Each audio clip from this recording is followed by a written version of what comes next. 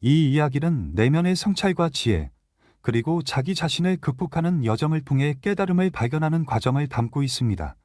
금강산을 오르며 깨달음을 구하는 젊은 승려 선호의 여정은 불교의 중요한 가르침을 반영하며 그가 만난 백학은 그의 내면의 지혜와 깨달음을 상징합니다. 이 이야기를 통해 우리는 자신이 겪는 고통과 두려움을 극복하고 진정한 깨달음은 외부가 아닌 내면에서 발견될 수 있음을 깨닫게 됩니다. 이 이야기가 여러분에게 작은 영감을 주었다면 그 가르침에 함께하는 여정을 떠나보시기를 권합니다. 제1장 산의 부름.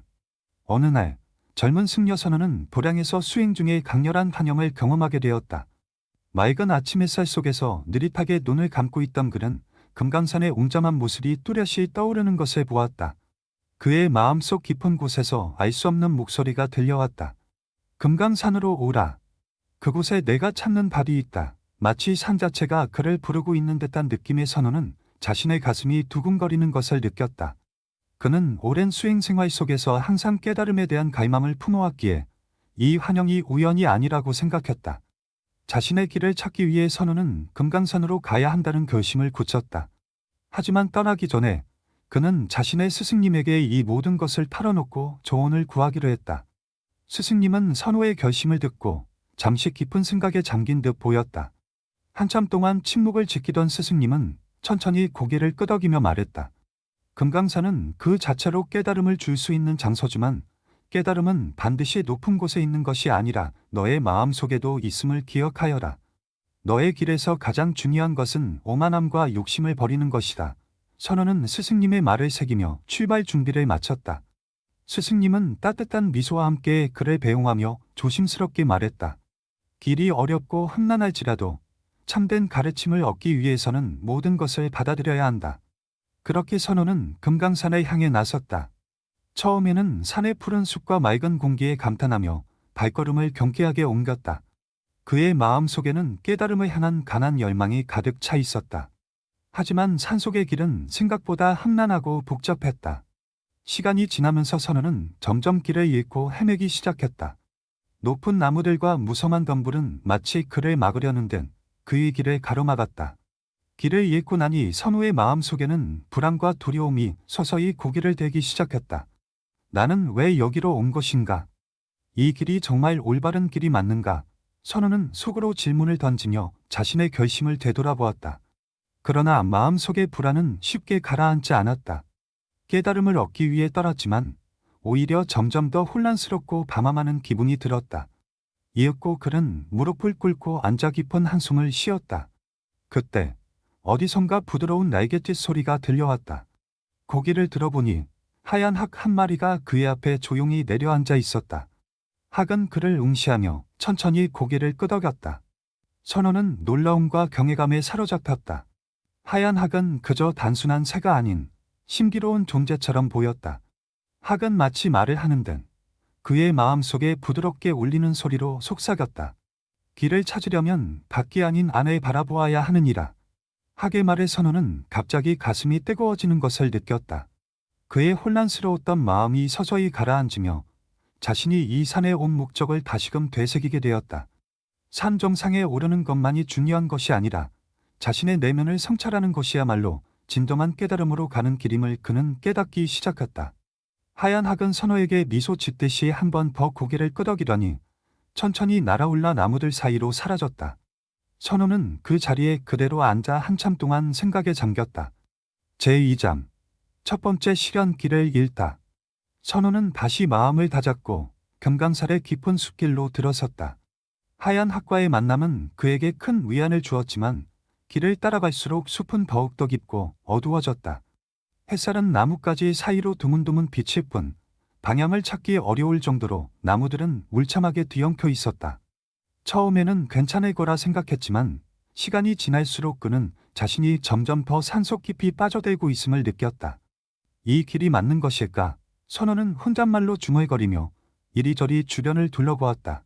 하지만 그의 시야에는 온통 나무와 덩굴뿐이었다.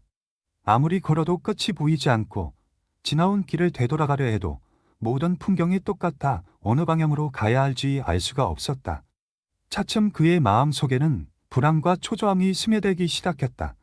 깨달음을 향해 떠나온 여정이었지만 오히려 밤아마는 자신을 발견하게 된 것이다. 길을 찾지 못하고 헤매던 선우는 피로에 지쳐 나무 아래에 주저앉았다. 그는 잠시 눈을 감고 깊은 숨을 들이쉬며 마음을 가라앉히려고 했다. 그러나 그의 마음은 계속해서 의심과 혼란으로 흔들렸다. 나는 왜 이곳에 온 것인가? 이 길이 정말 내가 찾고자 했던 깨달음의 길이 맞는가? 그의 마음속 깊은 곳에서 끝없는 질문들이 떠올랐다. 이때 부드러운 바람이 그의 얼굴을 스치며 지나갔다. 선우는 그 바람을 따라 눈을 떠보았다. 그 순간 저 멀리 작은 오두막이 보였다. 그는 미약한 희망을 품고 오두막을 향해 걸음을 옮겼다. 오두막에 가까이 다가가자 그곳에는 나이가 지긋한 은돈승이 앉아 있었다. 은돈승은 선우를 보더니 고개를 끄덕이며 미소를 지었다. 무엇을 찾고 있느냐? 젊은 승려여.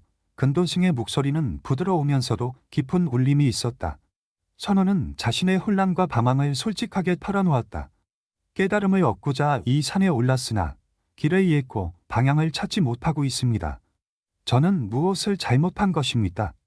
은돈승은 잠시 눈을 감고 생각에 잠기더니 조용히 말했다. 산의 길은 너의 마음과 같으니라. 길을 잃었다고 느낄 때는 자신의 내면을 바라보아야 한다. 산에 오르려는 욕심이 너를 가로막고 있지 않은지 돌아보아라. 그의 말에 선우는 순간 자신이 스승님과의 대화를 떠올렸다. 깨달음이라는 목표에만 집중한 나머지 현재의 자신을 놓치고 있음을 깨달았다. 은도승은 차분한 미소로 선우를 바라보며 덧붙였다. 젊은 승려여, 진정한 깨달음은 도달하는 것이 아니라 있는 그대로의 자신을 받아들이는 것에서 비롯된다. 길을 잃은 것처럼 보일지라도 그것이 바로 너의 길임을 알게 될 것이다. 선우는 은도승의 말에 깊은 깨달음을 얻은 듯 고개를 끄덕였다. 그리고 마음속의 초조함이 서서히 가라앉고 내면의 평온함이 찾아오는 것을 느꼈다. 그는 다시 산길을 떠날 준비를 하며 은돈승에게 감사의 인사를 전했다. 제3장 발칵의 둥자. 선우는 은돈승의 가르침을 마음에 새기며 다시 산길을 떠났다. 이제 그는 길을 잃었다고 느끼지 않았다. 대신 자신의 마음속에 있는 평온함을 찾으려 노력했다. 산길은 여전히 험하고 고요했지만 그가 겪었던 혼란과 두려움은 점차 사라지고 있었다. 이제 그는 외부의 길을 찾기보다는 내면의 길을 향해 나아가고 있었다. 그날 저녁, 선우는 작은 개울가에 도착했다. 물소리가 고요히 흐르는 가운데 그는 잠시 앉아 물을 마시며 휴식을 취했다. 그 순간 바람이 불어와 나뭇잎을 흔들고 그 사이로 밝은 빛이 들어왔다. 선우는 그 빛을 따라 시선을 돌렸다. 그때 하늘을 나는 하얀 학 한 마리가 눈에 들어왔다. 학은 선우를 향해 천천히 날아오다 조용히 그의 앞에 내려앉았다. 선우는 놀라움을 금치 못했다. 그가 본 것은 단순한 새가 아니었다. 학은 그 자체로 신비한 존재였으며 선우에게 다가오는 듯한 느낌을 주었다. 그 학은 차분히 선우를 바라보며 눈을 맞추었다. 선우는 잠시 말이 나오지 않았다. 그 어떤 동물도 자신에게 이렇게 강한 인상을 준 적이 없었기 때문이다. 너는 누구인가? 선우는 조심스럽게 물었다. 학은 고요히 선우에게 다가가더니 입을 열지 않고도 마음속에 직접 말을 전해주었다. 나는 너의 길을 안내할 존재다. 길을 잃고 헤매는 너에게 필요한 것은 외부의 길이 아니라 내면의 길을 바라보는 것이다. 선우는 학의 말을 들으며 마음속 깊은 곳에서 무언가 깨달음이 일어나는 것을 느꼈다. 그는 자신이 그동안 너무 많은 외부적인 것에 의존하며 실제로는 자신의 마음속을 바라보지 않았다는 사실을 깨달았다. 내면의 길, 선우는 혼잣말로 중얼거리며 학이 말한 것의 의미를 되새겼다. 학은 다시 한번 고개를 끄덕이며 말했다. 네가 길을 찾으려 할 때 가장 중요한 것은 스스로를 돌아보는 것이다. 내부의 길을 찾아 헤매는 것보다 내 마음 속에 있는 길을 찾는 것이 더 중요하다. 선우는 학의 말을 마음에 새기며 내면을 돌아보았다.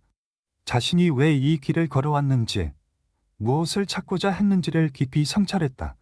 그때 모든 것이 명확해지기 시작했다. 그는 깨달았다. 깨달음은 먼 곳에 있지 않다. 그것은 바로 그의 마음 속에 있었다. 학은 선우를 한 번 더 바라보며 고요히 하늘로 날아올랐다. 선우는 하얀 학의 모습이 멀어져 가는 것을 지켜보았다. 그 순간 학이 남긴 가르침은 그의 마음에 깊게 새겨졌다. 이제 선호는 다시 길을 걸을 준비가 되었다. 그 길은 그가 상상했던 것처럼 외부의 목표를 향한 길이 아니라 자신의 내면을 향한 길이었다. 제4장 인내의 가르침 근돈승의 만남. 산속을 걸으며 길을 헤매던 선호는 어느덧 깊은 숲속에 다다랐다. 나무들은 더욱 울창해지고 햇빛은 나뭇가지 사이로 겨우 비쳐들어왔다. 그는 계속 길을 찾아 헤매고 있었지만 어디로 가야 할지 알 수 없었다. 발걸음은 점점 무거워졌고 몸은 피로에 지쳐갔다. 나는 정말 이 길을 끝까지 갈 수 있을까? 그는 속으로 질문하며 자신의 결심을 의심하기 시작했다. 그 순간 멀리서 연기가 피어오르는 것을 보았다. 연기는 작은 오두막에서 나오는 듯했다. 그는 희망을 품고 연기 쪽으로 발걸음을 옮겼다. 가까이 다가가자 그곳에는 초라한 오두막이 자리 잡고 있었다. 오두막 앞에는 나이가 지긋한 은돈승이 조용히 앉아 있었다. 은돈승은 선우가 다가오는 것을 보더니 부드러운 미소를 지으며 손짓으로 그를 맞이했다. 무엇을 찾고 있느냐? 젊은 승려여, 근돈승이 물었다. 그의 목소리는 나지막하지만 깊은 울림이 있었다. 선우는 고개를 숙이며 자신이 금강산에서 깨달음을 찾기 위해 길을 떠났지만 길을 잃고 밤암하고 있음을 털어놓았다. 그의 얼굴에는 지친 기색이 역력했다. 은돈승은 선우의 말을 듣고 잠시 생각에 잠긴 듯했다. 그는 천천히 고개를 끄덕이며 말했다. 깨달음을 얻고자 하는 마음은 훌륭하지만 너의 마음 속에는 조급함과 집착이 숨어 있다. 깨달음은 서두른다고 얻을 수 있는 것이 아니다. 그것은 인내와 수용 속에서 자연스럽게 드러나는 법이다. 선우는 은돈승의 말에 고개를 끄덕였지만 여전히 자신의 길이 모호하게 느껴졌다. 은돈승은 그를 오두막 안으로 초대하며 따뜻한 차 한 잔을 내어주었다. 차를 마시며 선우는 은돈승에게 더 깊은 가르침을 요청했다. 저는 더 이상 어떻게 해야 할지 모르겠습니다. 저를 올바른 길로 인도해 주십시오. 은돈승은 조용히 미소 지으며 말했다. 길을 잃었다고 생각할 때야말로 내가 진정한 길을 찾을 기회이다. 산은 너를 시험하고 있다. 내가 그것을 받아들이고 서두르지 않고 자신의 마음을 믿는다면 길은 자연스럽게 드러날 것이다. 그날 밤, 선우는 오두막에 머물며 은돈승의 가르침을 곰곰이 되새겼다. 그는 깨달음을 서둘러 얻으려 했던 자신의 마음속 조급함을 인정하게 되었다. 그리고 모든 것이 제자리를 찾기 위해서는 인내와 수용이 필요하다는 것을 이해했다. 다음 날 아침, 은돈승은 선우에게 마지막으로 말했다. 기억하라. 깨달음은 목적지가 아니다. 그것은 내가 가는 길 위에 이미 존재한다. 서두르지 말고 그 길을 즐겨라. 선우는 은돈승에게 감사의 인사를 전하며 다시 산길로 나섰다. 그의 발걸음은 어제보다 한결 가벼웠다. 제5장 두려움의 거울. 금강산의 깊은 계곡으로 들어선 선우는 주변이 점점 안개로 뒤덮이는 것을 느꼈다. 안개는 그의 시야를 가로막아 앞을 보기도 어려웠지만 그는 마음을 가라앉히며 조심스럽게 발걸음을 옮겼다. 주변은 고요했지만 그 고요함 속에는 묘한 긴장감이 감돌았다. 그는 자신도 모르게 불안감을 느끼기 시작했다. 얼마나 걸었을까? 선우는 문득 발걸음을 멈췄다. 안개 속에서 희미하게 빛나는 무언가가 그의 시선을 끌었다. 그는 가까이 다가다 보았다. 그것은 큰 거울처럼 보였는데 거울의 표면은 이상하게도 물결치듯 흔들리고 있었다. 선우는 자신도 모르게 손을 내밀어 거울을 만졌다. 순간 거울의 표면에 그의 얼굴이 비쳤다. 하지만 그 얼굴은 평범한 그의 얼굴이 아니었다. 두려움에 사로잡힌 모습이었다. 거울 속의 그는 뭔가를 두려워하며 고풍스러운 표정을 짓고 있었다. 선우는 놀라움을 느끼며 뒷걸음질 쳤다. 이게 무슨 일인가? 그는 혼잣말로 중얼거렸다. 거울 속의 모습은 마치 그의 내면을 비추는 것처럼 보였다. 그는 두려움을 직시하며 거울 속의 자신에게 질문을 던졌다. 나는 무엇을 두려워하고 있는가? 그 순간 하얀 학이 다시 나타났다. 학은 조용히 거울 위로 날아와 앉으며 말했다. 이 거울은 너의 마음을 비추는 것이다. 너의 두려움은 너 자신이 만들어낸 것이며 그것을 마주하지 않으면 너의 길은 계속 막히게 될 것이다. 선우는 깊은 숨을 들이쉬며 거울을 다시 바라보았다. 그는 거울 속에 자신을 보며 그동안 자신이 피하고자 했던 진실을 깨닫기 시작했다. 그는 실패에 대한 두려움, 깨달음을 얻지 못할지도 모른다는 불안, 그리고 자신이 충분하지 않다는 느낌에 사로잡혀 있었다. 이 모든 감정들이 그의 길을 가로막고 있었던 것이다. 어떻게 이 두려움을 없앨 수 있습니까? 선호가 학에게 물었다. 학은 부드럽게 말했다. 두려움을 없애려 하지 말고 그 두려움을 받아들여라. 그것은 내가 성장하는 과정의 일부일 뿐이다. 두려움은 내가 만들어낸 그림자이니 그것이 너를 지배하도록 허락하지 마라. 선호는 학의 말을 되새기며 두 손을 모아 깊은 호흡을 했다. 그는 두려움과 불안을 억누르려 하지 않고 그것들이 자신의 일부임을 인정했다. 거울 속의 두려운 얼굴은 점차 사라지기 시작했고 대신 그의 평온한 모습이 거울에 비쳤다. 학은 조용히 날아올라 안개 속으로 사라졌다. 선호는 고요히 서서 거울을 바라보며 마음속 깊은 평온을 느꼈다. 그는 더 이상 두려움에 얽매이지 않았다. 이제 그는 다음 길로 나아갈 준비가 되어 있었다. 제6장 자비의 지혜 공들인 순례자. 선호는 거울에서 자신을 마주한 뒤 한결 가벼운 마음으로 산을 오르고 있었다. 내면의 두려움을 인정한 그는 주간의 자연과 더 깊은 연결을 느꼈다. 산속의 새소리와 바람이 그의 마음을 위로해 주었고 그는 더 이상 서두르지 않고 차분히 발걸음을 옮겼다. 어느 날 오후 선호는 좁고 험한 길을 지나던 중 길가에 쓰러져 있는 한 순례자를 발견했다. 순례자는 지친 얼굴로 땅에 누워 있었고 그의 옷은 해지고 얼굴은 굶주림으로 창백해 보였다. 선호는 그의 곁으로 다가가 조심스럽게 물었다. 괜찮으십니까? 순례자는 힘겹게 눈을 뜨며 약한 목소리로 말했다. 며칠째 먹을 것을 구하지 못해 이리 쓰러졌습니다. 저는 더 이상 길을 갈 힘이 없습니다. 그의 눈에는 절박함이 담겨 있었다. 선호는 자신이 가진 것을 살펴보았다. 그의 배낭에는 이제 거의 남아 있지 않은 소량의 음식이 들어 있었다. 이 음식은 그가 앞으로의 여정을 위해 아껴두어야 할 소중한 것이었다. 그는 잠시 고민했다. 하지만 곧 마음속에 떠오르는 깨달음이 있었다. 깨달음을 향한 길은 자신만을 위한 것이 아니라 다른 이들과 나누고 돕는 길이어야 한다는 것이었다. 그는 자신의 음식을 꺼내 순례자에게 건네며 말했다. 이것을 드십시오. 제가 가진 것은 많지 않지만 함께 나눌 수 있습니다. 순례자는 고맙다는 말을 여러 번 반복하며 음식을 받았다. 음식을 천천히 먹는 순례자의 모습을 보며 선호는 그의 얼굴에 다시 생기가 도는 것을 볼 수 있었다. 음식을 다 먹은 후 순례자는 선호에게 고개 숙여 감사의 인사를 전했다. 당신의 자비 덕분에 저는 다시 걸을 수 있는 힘을 얻었습니다. 제가 당신을 위해 기도하겠습니다. 그는 지팡이를 짚고 천천히 일어나 다시 길을 떠났다. 순례자가 떠난 뒤 선호는 자신도 배고픔을 느꼈지만 마음속에는 깊은 만족감이 자리 잡았다. 그는 깨달았다. 깨달음은 단지 자신의 내면만을 향하는 것이 아니라 다른 이들과의 연결 속에서도 발견될 수 있는 것임을. 누군가를 돕는 행동은 단순한 자비 이상의 의미를 담고 있었다. 그것은 자신과 타인을 하나로 연결하는 불교의 가르침을 체험하는 순간이었다. 그날 밤 선호는 작은 나무 아래에 앉아 깊은 명상을 했다. 그는 다른 생명과의 연결을 느끼며 자신이 산의 일부이자 세상의 일부임을 깨달았다. 내면의 평화와 자비의 실천이 함께 어우러질 때 비로소 진정한 깨달음의 길이 열릴 수 있음을 그는 깊이 이해하게 되었다. 제7장 성취의 환영. 선호는 자비의 가르침을 마음속에 새기며 다시 산길을 걸었다. 며칠 동안 그는 산의 경치를 음미하며 자신이 얼마나 먼 길을 왔는지 떠올렸다. 그는 처음에 자신과 비교했을 때 한층 성장했음을 느꼈다. 그의 발걸음은 가려워졌고 마음은 더 이상 혼란스럽지 않았다. 이제 그는 마침내 깨달음에 가까워졌다고 확신했다. 그날 오후 선호는 높은 고지대에 도달했다.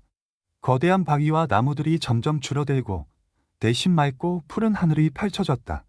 그리고 그의 눈앞에 오래된 사원이 나타났다.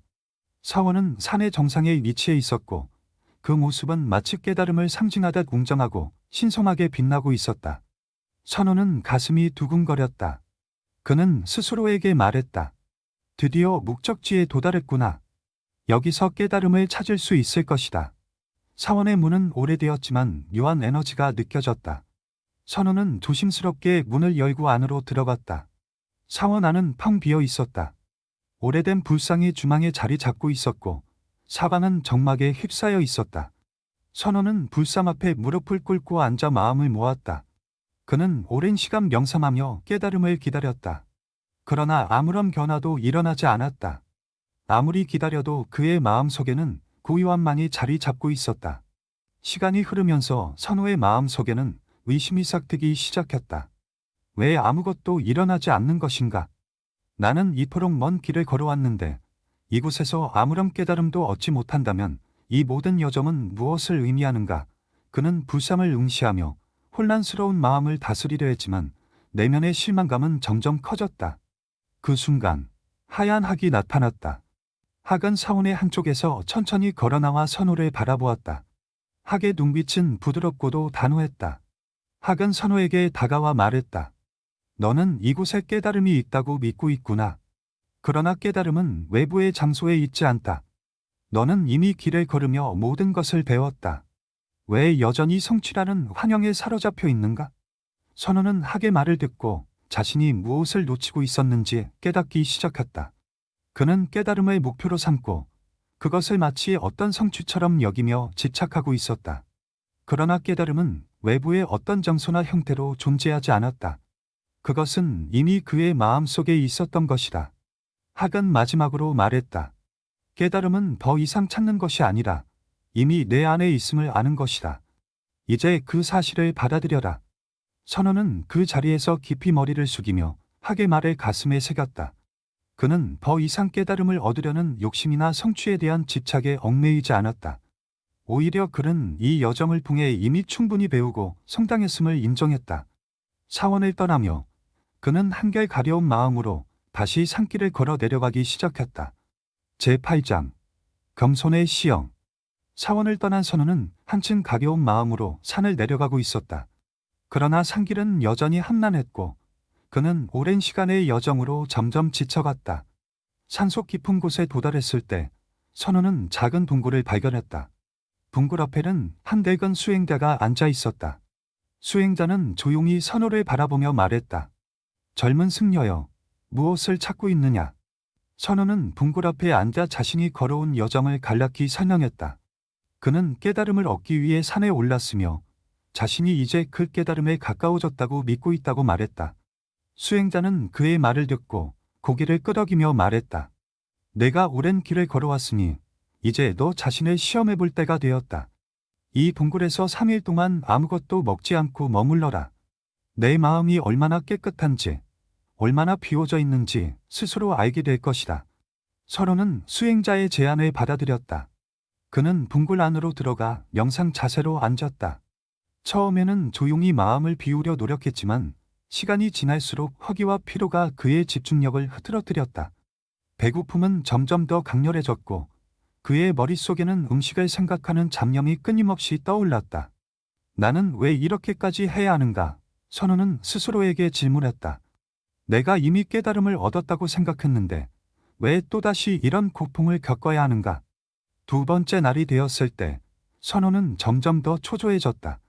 그는 이 시련의 의미를 이해할 수 없었고 스스로에게 계속 의문을 던졌다. 그러나 그는 자신을 이겨내기로 결심하고 끝까지 버티기로 했다. 그는 수행자의 가르침 속에서 무언가 중요한 것을 배울 수 있으리라 믿었다. 세 번째 날, 선우는 완전히 지쳐 있었다. 그는 더 이상 허기를 억누를 힘조차 없었다. 그 순간, 그는 깊은 깨달음을 얻었다. 그는 자신의 고통과 허기에 집착하며 그것을 떨쳐내려 했지만 그것조차도 자신의 자만심과 욕심에서 비롯된 것임을 깨달았다. 그는 자신이 더 많은 것을 이루고 더 높은 경지에 도달하려는 욕망에 사로잡혀 있었음을 인정했다. 그날 저녁, 수행자가 동굴 안으로 들어왔다. 그는 미소를 지으며 선우에게 말했다. 젊은 승려여, 너는 무엇을 배웠느냐? 선우는 고개를 숙이며 답했다. 저는 깨달음이란 성취가 아니며 자신을 비우는 데서 온다는 것을 배웠습니다. 저의 욕망과 자만심이 저를 가로막고 있었음을 알게 되었습니다. 수행자는 만족한 표정으로 고개를 끄덕이며 말했다.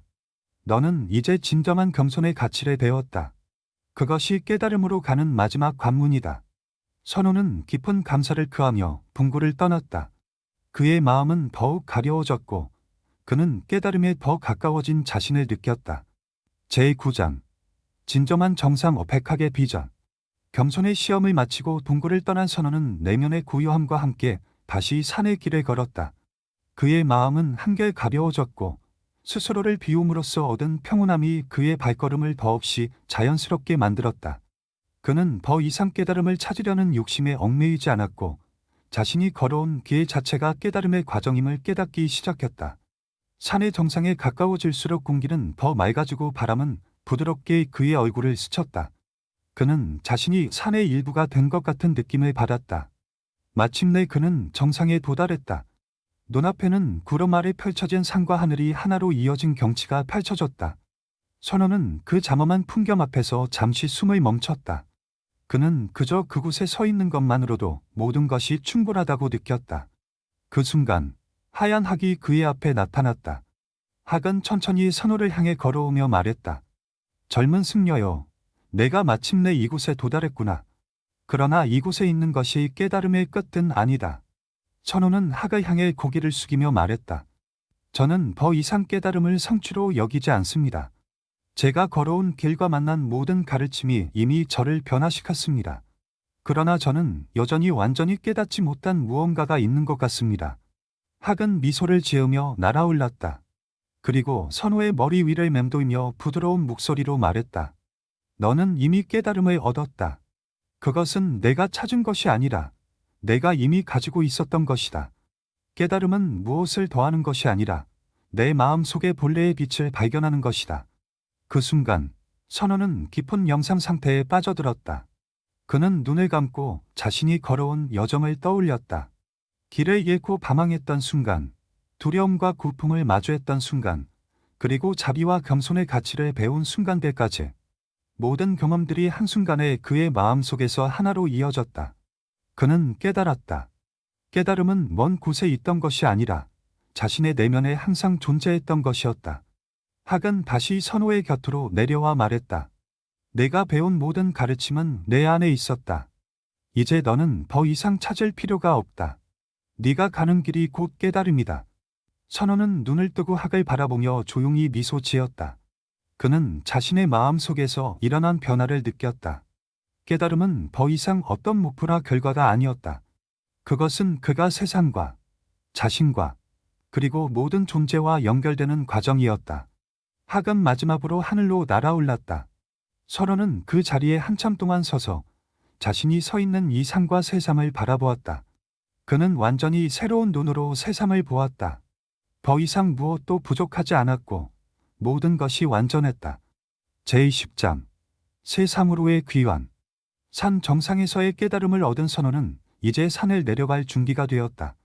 그는 더 이상 서두르지 않았고 발걸음 하나하나가 그의 새로운 마음가짐을 반영하는 것처럼 느껴졌다. 산길은 여전히 험했지만 선호는 그 모든 길이 자신에게 가르침을 주었다는 사실을 알고 있었다. 길 위의 작은 돌멩이마저도 깨달음의 일부로 보였다. 산을 내려가는 동안 그는 주변의 자연을 더욱 깊이 느꼈다. 나무의 잎사귀가 흔들리는 소리, 계곡에서 들려오는 물소리, 그리고 그 모든 것이 함께 어우러져 세상은 그대로 완전함을 이루고 있었다. 선호는 자신이 이 세상의 일부라는 사실을 온몸으로 깨달았다. 그는 이제 자신의 내면과 외부 세계가 분리된 것이 아니라 하나로 연결되어 있음을 알고 있었다. 산에 거의 다 내려왔을 때 선호는 처음 출발했던 마을에 다시 도착했다. 마을 사람들은 그를 반갑게 맞이하며 어디에 다녀왔는지 물었다. 그는 간단히 미소를 지으며 말했다. 저는 그저 산을 걸었습니다. 그러나 그의 표정과 태도에서 마을 사람들은 그가 이전과는 완전히 달라졌음을 느꼈다.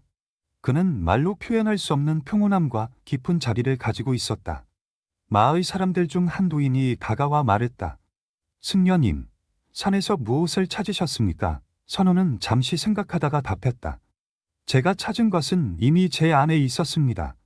그것은 내면의 고요함과 세상과의 연결이었습니다. 깨달음은 우리가 지금 이 순간에 느낄 수 있는 것입니다. 그의 말에 마을 사람들은 깊은 감명을 받았다. 몇몇 사람들은 그의 가르침을 듣고 싶어 했고, 선호는 마을의 작은 광장에 앉아 그들과 이야기를 나누기 시작했다. 그는 자신의 여정을 통해 배운 교훈을 나누었고, 사람들은 그의 말을 통해 자신들의 삶을 돌아보게 되었다. 깨달음은 먼 곳에 있는 것이 아닙니다. 선호는 조용히 말했다. 우리가 지금 어디에 있든, 무엇을 하고 있든, 우리의 마음 속에서 발견할 수 있는 것입니다. 모든 존재는 서로 연결되어 있으며, 우리가 타인을 위해 자기를 실천할 때, 우리는 곧 자신을 위해 실천하는 것입니다. 사람들은 선호의 말에 깊이 고개를 끄덕이며 그 가르침을 받아들였다. 마을은 그날 이후로 더 이상 예전과 같지 않았다. 사람들은 서로를 더욱 존중하며 자비롭게 대했고, 그 결함은 마을 전체에 평화로운 분위기를 가져왔다. 선호는 더 이상 자신이 깨달음을 찾아야 한다는 생각에 얽매이지 않았다. 그는 자신의 삶이 곧 깨달음의 연속임을 알고 있었고, 그것을 다른 이들과 나누며 살아가기로 결심했다. 그가 산을 떠난 이후에도 그의 가르침은 사람들의 마음 속에 남아 세상에 널리 퍼져나갔다.